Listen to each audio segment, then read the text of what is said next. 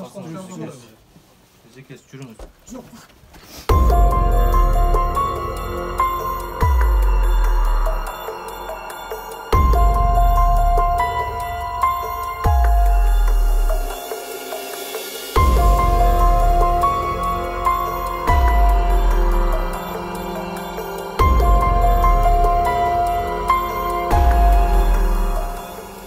Мен Доронова Гүлсина 257 миң карызмын. Bir айда 25.700'ден берип турам дейт.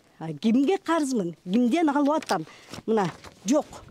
Анын аты да жок. Мен алсам бул кишиден алатам деген болуш керек да. Ушундай меме чыгат. Бул мейли. Бул эч нерсе эмес.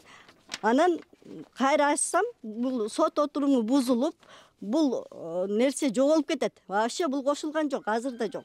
Анан кийин бул чыгат сот отурумунда. Булар сотту өзгөртүшөт, сот отурумун кылышат дагы. Доронова Гүлсина 6 тил каш деп чыгып атат. Ушундай алган деп чыгып атат да. Анан 2011-жылдын 18 декабрь 63.600 алды. 2011-жылдын 23 декабрь 50 миң алды. 2012-жылдын 4 январы 60 миң алды. 2012-жылдын 11 январы 100 миң алды. 2012-жылдын 23 январы 215 миң 30 сом алды.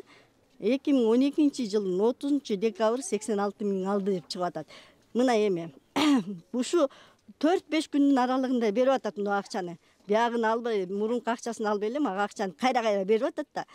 Анан кийин бул жерде дагы бир кызык болуп атат. 2012-жылдын 30 декабрь 86 миң алды дегенде мен Россияда жүрөм. Мен ноябрда кеткем. Экисинде. Булар жазып атат 2012-жылдын 30 декабрь деп. Bir айдан кийин мен мындан акчаны алдым. Ким мага акчаны берип атат?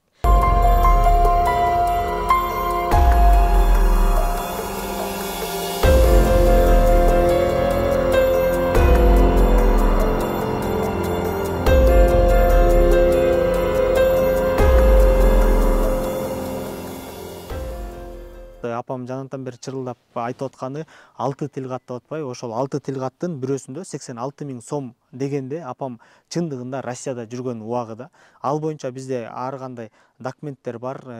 Темир жолдон атайын тил кат менен кайрылганда алар бизге өздөрүнүн мөөрү менен, өздөрүнүн печати менен тил катты беришкен.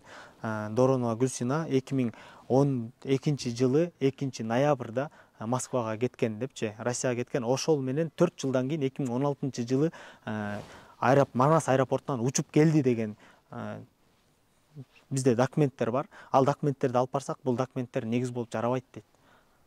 Анан апамдын жазган тил каты документ болуп жарап атат дагы мекеменин печать менен берген нерселери бизге, кагаздары бизге документ болуп жарабай жатат да. Мен мындай распискага жазган эмесмин, мен колум эмес могулар.